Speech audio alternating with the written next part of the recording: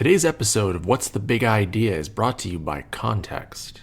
Nothing comes from nothing, and the past 2 weeks are proof of that. We're living through a moment full of historical precedent. By deeply examining the historical lead up to this time and teaching our students how to do that, we can all fully engage in meaningful dialogue. Context, you've really got to check it out. Now on to the show.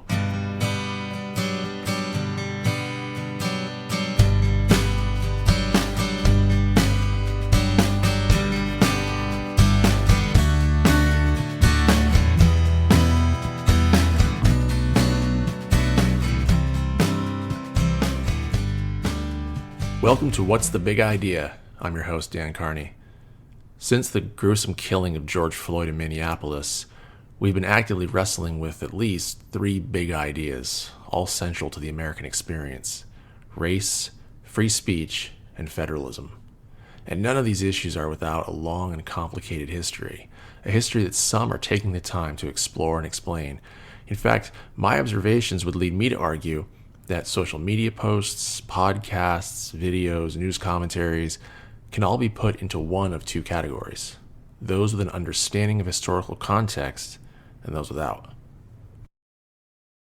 If you've seen the Netflix documentary The 13th, which is more relevant than ever, you may remember towards the end Professor Kevin Gannon of Grandview University in Iowa noting, quote, "If you dismiss black complaints of mistreatment by police as being rooted in our modern context, then you're missing the point completely. There's never been a point in our history where the law and order branch of the state has not operated against the freedoms, the liberties, the options, the choices that have been available for the black community, generally speaking. And to ignore that racial heritage, to ignore that historical context means that you can't have an informed debate about the current state of American blacks and police relationships today, because this didn't appear out of nothing." Close quote. Thanks to smartphones, there are realities that can no longer simply be ignored. We are challenged at this moment to not shy away from harsh realities, and we're asked to not shy away from systemic and long-embedded problems. History works that way too. We can't shy away from the lessons of history, no matter what that history might say about our country or individuals that we may have been taught to idolize. My guest today is the host of the Reflecting History podcast. I reached out to him before George Floyd's death, when the only historical context I was immediately thinking about was pandemics. But interviewing him seemed only more important as the days of protests, government action, and government inaction unfurled. His podcast is a respite, even an antidote, to our frenetic, off-the-cuff social media environment. It's a slow burn, a careful examination of important historical events and people, and a reminder that such an examination is key to having an informed dialogue about the present. We talked about what it means to understand history, the importance of reading and creating primary sources, and where social media fits into this understanding. My name's Matt. I run the Reflecting History podcast. I guess I've been doing it for maybe 4 or 5 years now. I guess 4 years. So it's a podcast I've been doing that it kind of connects some of the bigger themes in history, and it talks like not just about dates and events and things like that in history, but also sort of the underlying psychology and philosophy behind things, which I think doesn't always get covered as much as maybe it could. And we were saying before the recording started that even before we arranged, or so much has happened since we arranged this chat, and I want to get to how understanding history can help us in moments like this. But I'd kind of like to back up a bit and talk a bit about your own school experience. Growing up, how did you understand history as you were growing up? What was history class like for you? I was not always a kid that appreciated some of the things I appreciate now. So back in the day, I was kind of more of the class clown variety of student. So I wasn't always invested in what my teachers were doing, probably in grade school and in high school. But once I started getting into college, undergrad, I had my majors were psychology and history. So I just had some really awesome professors that kind of opened up, whole new ways of thinking that kind of got me going down different paths that, ultimately led to me kind of making the podcast. So Yeah. And what motivated you to launch the podcast? You've been going since summer 2016? yeah, 2016. So, I guess I spent a lot of really my life just kind of listening and absorbing and, trying to pay attention. And then I guess at some point I just kind of felt like I had something to say more so than just listening all the time. So I felt like if I could, give something back after, some of the things that teachers and mentors and stuff have given me, if I could give that back in some way, maybe some people will appreciate it, maybe they won't, but at least I'll have put it out there. So that was kind of my thinking behind it. And what does it mean to you to understand the past? What does it mean to understand history?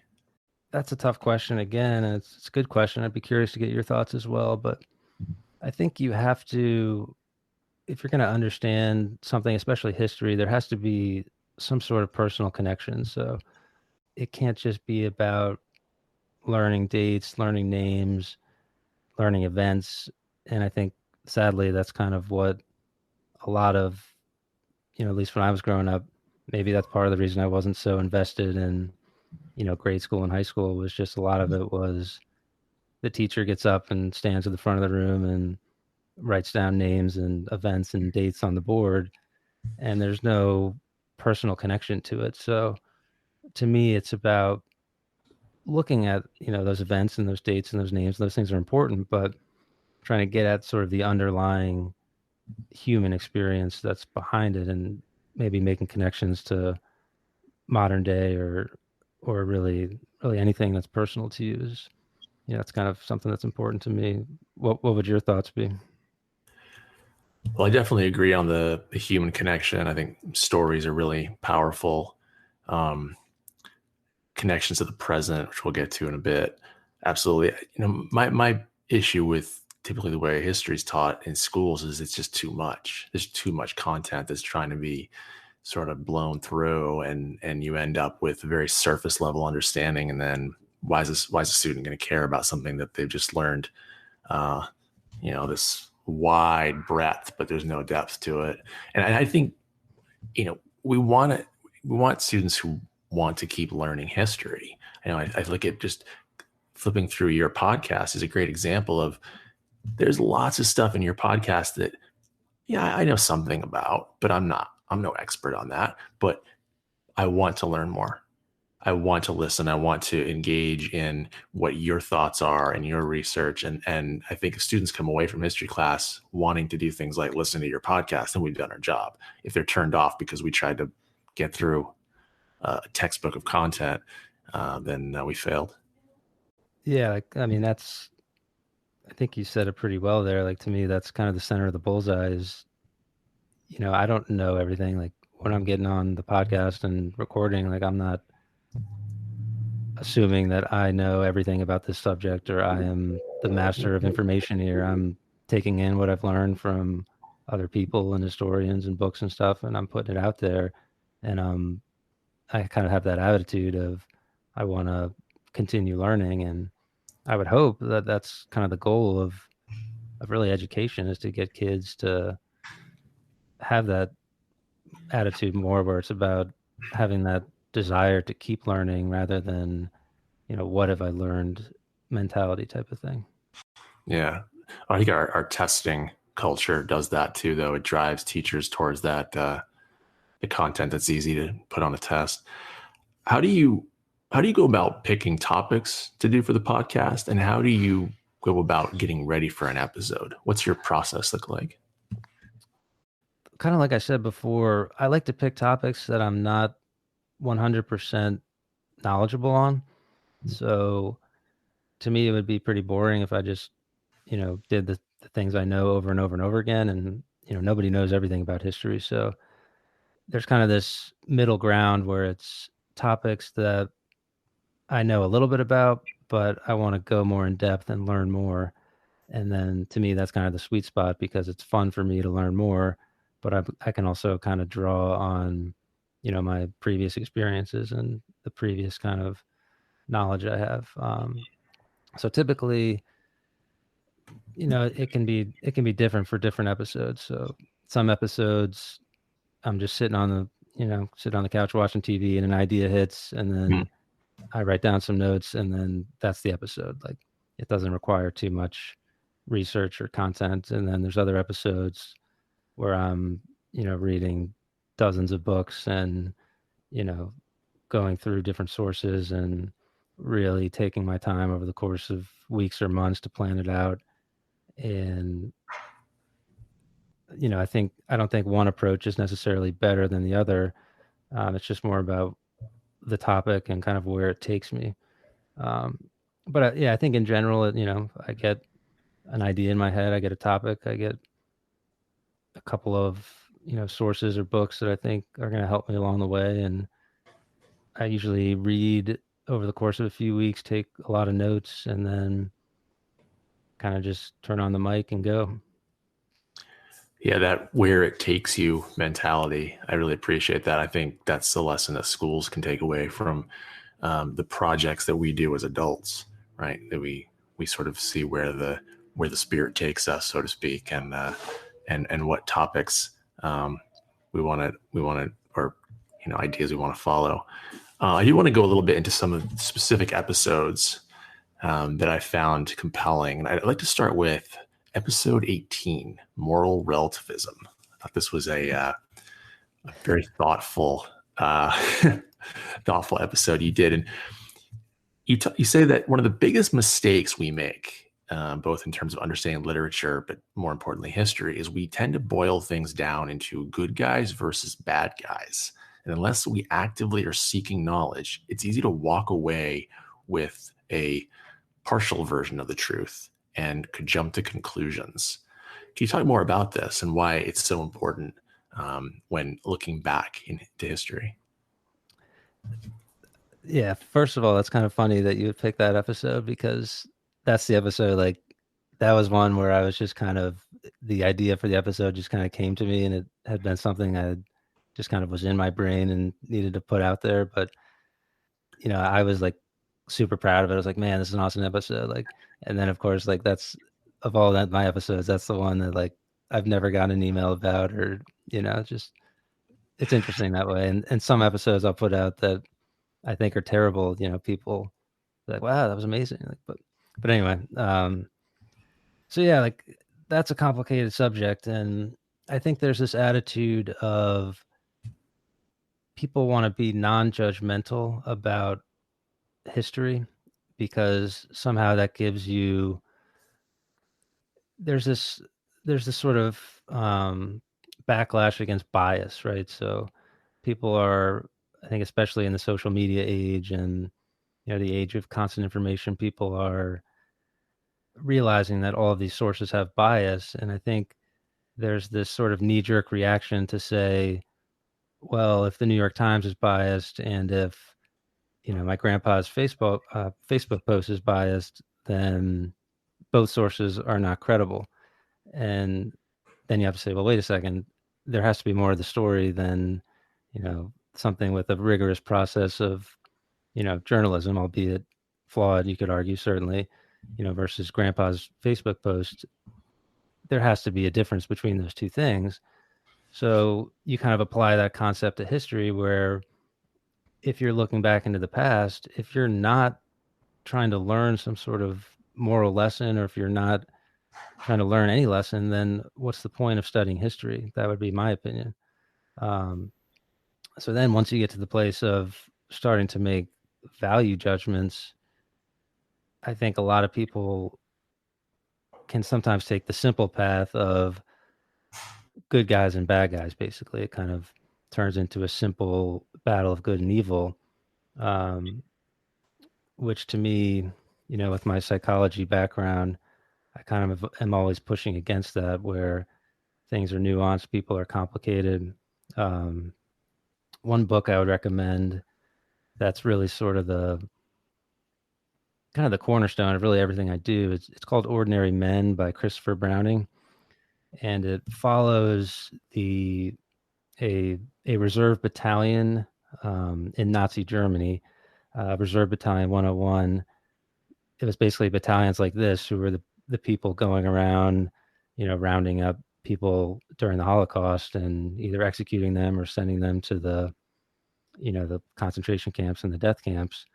And this guy, Christopher Browning, followed, you know, historically, journalistically followed this group, and he discovered like these were not, evil Nazi, monsters who were kind of, in bed with Hitler the whole time. These were people they pulled from your local town. Like these were school teachers, these were police officers, dock workers, and through all of these complex psychological, you know, happenings, conformity, obedience, authority, all these things, they turned into killers. So to me, that's a much more nuanced way of looking at history than just sort of good guys and bad guys. But I'd be curious to get your take too. Well, yeah, it jumped out at me because, so I mentioned this to you in the email when we were kind of preparing for this show, that what initially drew me to your podcast was you did 5 parts on Bosnia in the 1990s, and really well done. For anybody that's interested in what happened there, I highly recommend that, particularly because I think we just kind of developed in our society a narrative that the Holocaust was the last time that genocide or ethnic cleansing ever happened. But anyway, so one of my favorite books ever is Balkan Ghosts. I'm connecting this now to Bosnia by Robert Kaplan, and my wife and I used to live in the Balkans, and so interested in all this stuff. But he says in the second edition, he says in the beginning that he was really troubled by how people, particularly President Clinton, read his book and used it as sort of it was like the impetus for his decision making, basically not getting involved. And he laments that his book is but a sliver of a point of view, and how dangerous it is to be making major policy decisions based on something that was essentially a popular travel book, albeit a very intelligently written one. And so I felt like your episode, that episode spoke to that we as humans, maybe we're just programmed, you're the psychology guy here, but maybe we're just programmed to look for shortcuts and look for quick, easy answers that help us understand complex issues that are happening around us. I don't know if you have any thoughts on that idea. I think you're exactly right. I think when people look at something in the past that is clearly, evil and terrible, like something like what happened in the Bosnian War or what happened in the Holocaust or, any number of examples, there's sort of the easy way of explaining it is those are the bad guys, and I would never do that because I'm not a bad guy. And I think part of the mission of psychology and philosophy and history really is to get people to understand, like, if you and I were living in Nazi Germany during the 1920s and 1930s, like, there's a pretty good chance we would have some level of involvement. Like, obviously, we would hope that, we would be upstanders and we would step up and we would do what's good and what's right, but you can't actually know that. And, when you start thinking about it that way, you realize, thinking about the world as far as good cops and bad cops and good guys and bad guys isn't always the most productive way, at least in my opinion, of thinking about history. Yeah. When we're facing a contemporary issue or a crisis, whether that's COVID-19 or what's engulfed the nation since the killing of George Floyd, what's the role of history here? And I ask because in April, the New England Journal of Medicine published this cool story about the wisdom of historians during an epidemic. And the author noted how important context is and how historians can help us establish context and can help us also understand how societies are affected by epidemics. But the author also noted that there's a slipperiness in using history because people often want to use it to um, predict the future or overlay a template onto what's happening. So, what do you, how do you think history is best serve, or how does it best serve us during times like the crises that we're facing right now? Yeah, there's definitely two sides of that coin where it is important to learn history and, for example, coronavirus and COVID, looking back at past plagues in, ancient Rome or, the Black Death or, the Spanish flu, that can be informative and that can maybe give you sort of a blueprint and a roadmap to go by. But I think you're right. It's also dangerous that you do have to recognize that this is a totally different world. This is a totally different set of circumstances. So if you apply the same playbook that we applied, for the Justinian plague, in the fall of the Roman Empire, that's not going to be the smartest thing to do. So that being said, I think for me at least, what history teaches us is that when you have these pandemics, when you have these big seismic events, a lot of times they aren't the things that necessarily cause the social or the political upheaval. What they're doing is sort of revealing the weaknesses. Like a pandemic can put stress on systems that are already stressed, and then that can reveal some big problems. And of course, it can make things worse. It can kind of widen the cracks in society. So to me, it's about using these big events to kind of understand what the cracks are and what the weaknesses are in society. And I think we're certainly seeing that.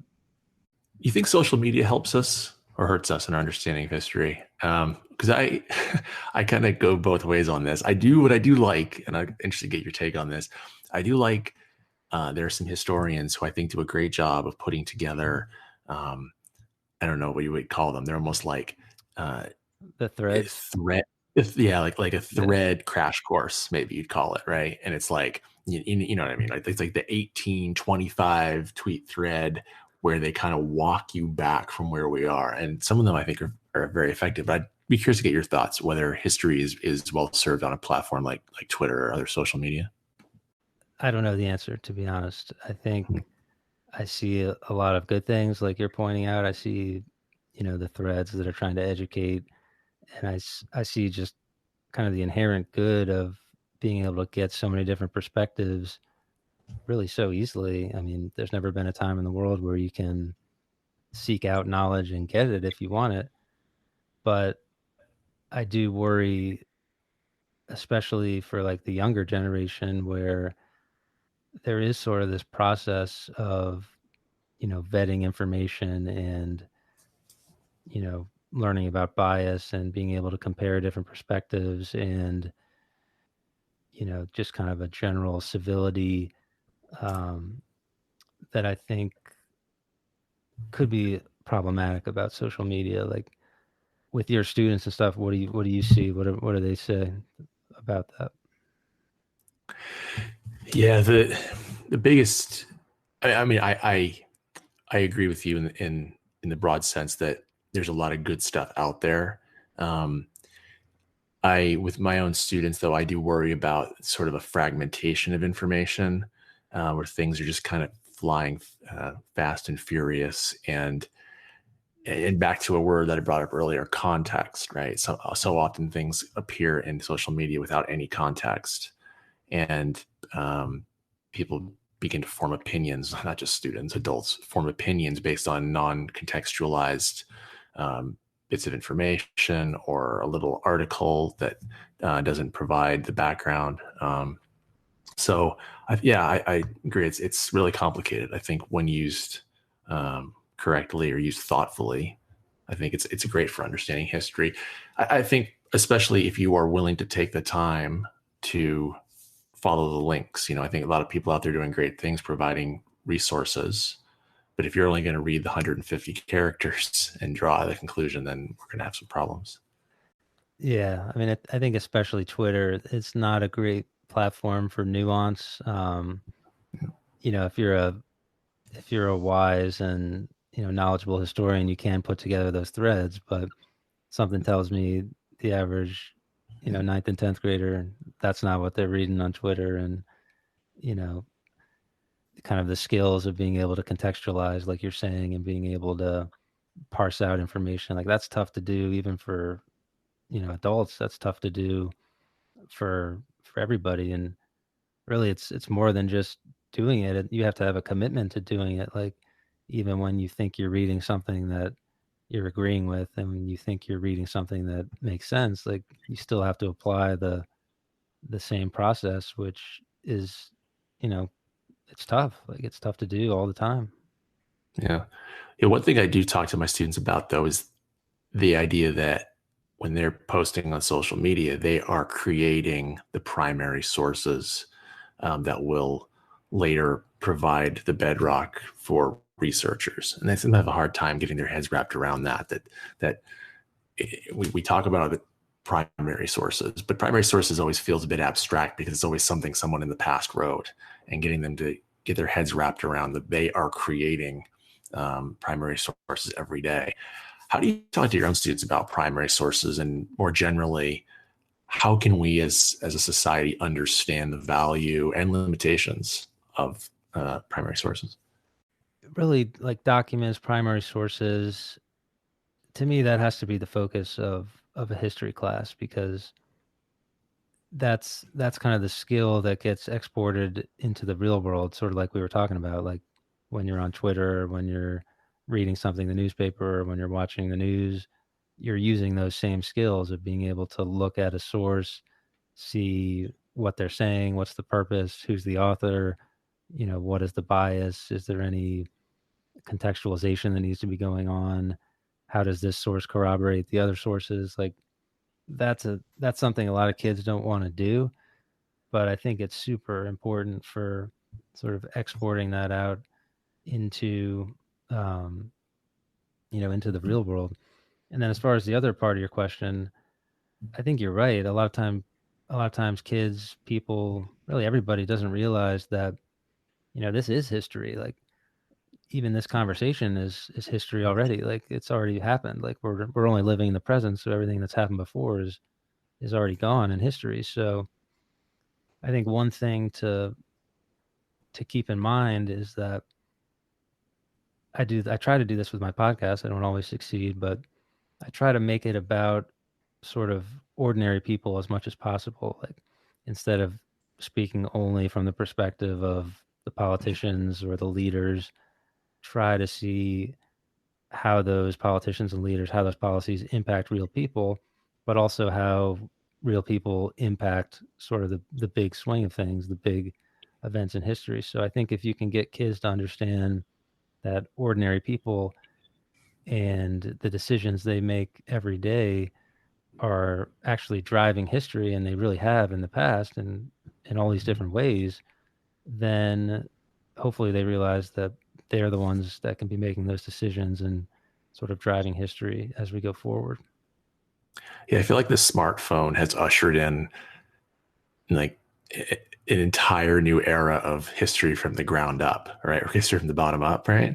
Yeah. We have this debate in class about history, about the great man theory and all the documents created by the literate and the victors, and there's there's Howard Zinn and from the bottom up, but I feel like the smartphone is like kind of put all that to rest because now everybody creates documentation. Yeah. Like I can't imagine 50 years from now, somebody trying to go back and study something, like you would just be parsing through like just an insane amount of material. It's almost insane. Like it's going And, to be and it, wild. yeah, it's if you think about some of the things that have appeared from the protests and the and even just from the incident with George Floyd, that we have multiple angles now. It's not even like, it was like the what's the famous Japanese movie about perspectives where they witnessed the murder from four different, is it Rashomon? right? Or whatever, the Yes, Rockefeller yeah, effect, yeah, yeah. right? Where, four people can see things and they see it all differently because of human bias and perspective. But now we're having that same thing, but it's with smartphones. We actually have like the documentation that we now can go back and look at. It's unreal. Yeah, and interestingly enough, like that's kind of the whole, that's kind of the whole point, is that you can't understand somebody else. Like you can't actually truly get inside somebody else's head and understand what it's like to be them. You can do your best, you can try to learn about them, you can listen when they talk, but unless you're actually, you know, inside their head, which I don't, even if you were, I don't think it's possible. You can't be somebody else. You can't know what it's truly like to be them. So really the best thing to do is to try to listen when they talk, and do your best to see the different perspectives, and try to do what you think is right. What was your favorite episode of your podcast? I do like the philosophy ones. So I like the moral relativism one. I did one on the trolley problem and history, the idea of, do you sacrifice one Yeah, to save five type of thing. you want to explain that one a bit more? It's interesting. Um, well, the trolley problem, for those who don't know, it's kind of a philosophical thought experiment. Basically, imagine five people are tied down on a railroad track and they can't move, and you're standing there watching a train barrel towards those five people, and you can pull a lever that would divert the train onto a different track where only one person is tied down.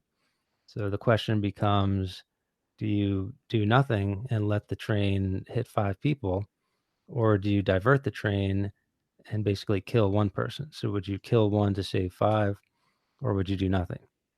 And then there's all sorts of variations. At some point, there's a fat man and you're pushing a fat guy off a bridge. It's interesting to think about, but basically the idea is, there's all these historical events where people are having to make these decisions. And when you start realizing, kind of the scope and scale of these moral decisions that are going into really any decision you make, it's kind of interesting to think about, especially in times of war, obviously. But um, I don't know. I did 25 minutes rambling on that at some point. Yeah, no, that's all right. But you bring up a great point because we talk about how we're living through history. The events of the past week, the protests, are history, and they're all made up of individual decisions. And of course, the events that precipitated it were made up of individual decisions. And it's a complex web that we could never fully understand, but with enough thought and study, we can maybe get as close as possible. Your students listen to your podcast? A handful do. Like I'm just not a big, and I don't know, I'm just not good at it maybe, but I'm not a big promoter. So You don't have a reflecting history like poster on your wall at no, like I was thinking about getting some coffee mugs or something, maybe giving out some coffee mugs to the other teachers in the school. But yeah, I don't know. I don't really like, if a student's interested and, I think it's a useful resource, like I'll point it in their direction. But, I'm not starting off every class, talking about my podcast. Like I kind of just wanted to throw it out there, and if people listen to it, that's cool. And it's kind of developed a little following, which is cool. But, yeah, if I could do it all over, like learning how to be a promoter would be something I do a lot more of. Are you hopeful about the study of history in society? I noticed the other day that Professor Ibram Kendi, who wrote Stamped from the Beginning, a really powerful history book, History of Racist Ideas, he tweeted something about how in the past week or two, some history books have shot to the top of bestseller lists as people hopefully are trying to dive a little bit into the context. Do you think moments like this, or just generally speaking, we are in a good place with people wanting to understand the past? You're asking a lot of questions I don't know the answer to. It's all right. I don't know either. You know, So I'm wondering, is because we're talking about social media, right? So I'm wondering, do you think we're at a place where people want to really take on the work of understanding history, or is just the pull of now on social media a little too powerful? Yeah, like these are all just great questions because they're thought provoking and I don't think they have an easy answer, but I do think there's a lot of people who want to want to get into the past and want to understand it, and they want to understand the present moment, and they want to use history to facilitate that. But I'm also worried that there's just so many narratives out there, and there's so many different ways of looking at the past. And if you aren't kind of using that process that we talked about, you know, where you're kind of trying to be critical and be constantly evaluating, where you're getting stuff from, then I think it could be a problem. I mean, I'd be curious to get your thoughts too, but I do think I mean, we have, I mean, you can just look at an event like the protests and you can turn on one news channel and you're getting a total view of history that's one way, and then you can flip the station and you're getting the same event, the same video, the same audio, but it's a totally different interpretation of history. So, to some extent, there's always going to be those interpretations of history, and that's kind of what makes it complicated from my perspective, is kind of weaving those things together and what's true and what's not true, and what does something being true even mean? Like, what are your thoughts? I'm fairly optimistic because of things like your podcast and just the immense amount of quality historical content on even places like YouTube. There's obviously a huge amount of not quality content there as well, and things you have to actually be very careful of. But I do think that if we've armed students with critical thinking skills, the ability to make connections, the ability to evaluate sources, so to know that when they find something on Apple Podcasts or on YouTube that maybe it's not a great source for a straightforward perspective. Yeah, I don't know. I'm pretty optimistic. I mean, I see my own students that when I give them enough freedom to explore things they're interested in, they actually they constantly surprise me with how much they'll just go out there and jump into what's out there. But yeah, I think it's a lot better than it was when I was growing up, when it was a history textbook at school and maybe whatever books your parents had picked up. Yeah, and you may be right. I think sometimes in that historical, psychological way of thinking, I can sometimes drift towards the negative, interpretation of things, just because, you read so much history. That's kind of, where the default goes to. But I do think you're right. I think the average kid probably now more than ever is able and willing to listen to people that are different than him or her. And to me, that's something that's important, because that's what history is. You're just learning about people that are different from you. Yeah. So in that sense, I think you might be onto something. What's the next project for you? What's the next? You're working through. You just finished 3 parts on Against the Grain. Is that correct? Yeah. So Against the Grain is a book about the historian is James C. Scott, and he's writing about like the earliest humans, early man. So that's always a fun topic for history teachers. And basically, what he's arguing is that virtually everything we think we know about early man is either inaccurate or misleading as far as um, sort of the progression of how things went. So everyone's kind of seen that picture of the ape to man progression, where it's, you know, first he's crawling and then he's slowly, walking, and then he becomes upright and he's holding the spear or whatever. Uh, there's this sort of narrative that civilization has always been kind of progressing and moving forward. Um, and that kind of starts with like early man farming, agriculture, um, and that kind of allowed everything else to happen. Basically, what he says is that's doesn't seem to necessarily be true. So it's a great book. especially if you're an early man history teacher. But yeah, so I'll do one more part on that.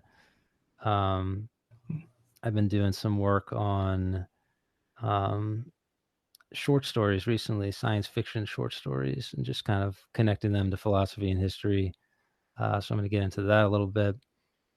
I've been thinking as things kind of unravel a little bit here at home. I've been thinking about the Roman Empire a lot.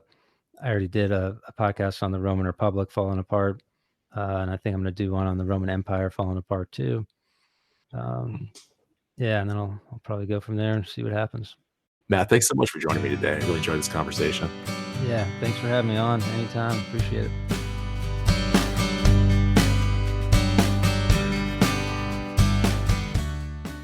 Moments like this have really shown us how important history is. History, unfortunately, is one of those subjects that is the butt of jokes like, what are you going to become, a history professor? For people that want to major in history, it's often a dry, hideously boring subject in middle schools and high schools, in which textbooks just drone on and on, often about topics that have no real bearing on today. And I think what we've seen this week is that history is more important than ever, because we can't have the type of debate that we need to have without that context. We don't want to fall into the trap of pulling out individual statistics or images and trying to use those to explain a very complicated and tragic history. And that's why taking it upon ourselves to understand history, but also showing our students the importance of history, is more relevant than ever. And in the interview there with Matt, you heard me mention a few of the skills that I think are vital. It's not so much how they learn the content, although learning vital background knowledge is important, but we want students that want to know history. We want students that can evaluate sources so they know where to find their information. We want students that can think critically and make connections and not see things in history as isolated incidents. And that's where history belongs in our dialogue today and in our classrooms today.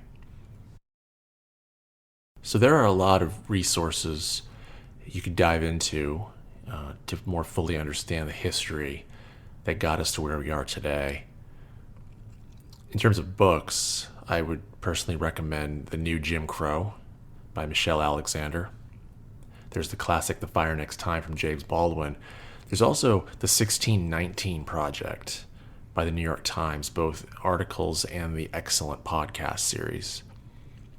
But the one book that I would recommend over them all, in giving yourself a historical context, is Stamped from the Beginning, A Definitive History of Racist Ideas in America by Dr.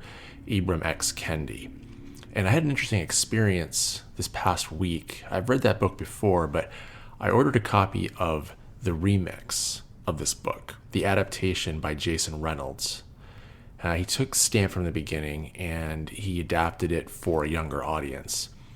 And I read that book. It's excellent, and it's already got my gears turning for the school year in the fall. But it was really interesting reading that book alongside with the original, because every time Reynolds wrote about a person, a place, an idea that I had kind of forgotten about, kind of wanted to refresh my memory on, I picked up the original copy, Kendi's version, and found the corresponding section in his book and read for more detail and depth. It was a really satisfying read. So there's just some ideas, some books that you could look at for yourself and thinking about your students. A big thanks to Matt at Reflecting History for joining me. If you are interested in history at all, if you're interested in a really thoughtful, well-paced, like I said, it's a slow burn. His podcast is a slow burn. Check it out. Reflecting History's got lots of cool episodes. He's been doing it now for 4 years, and he's built up a really cool library of interesting episodes. Thanks for checking out What's the Big Idea? Music today by Molo, courtesy of Tribe of Noise. All right, check us out next time. Take care, everyone. Stay safe.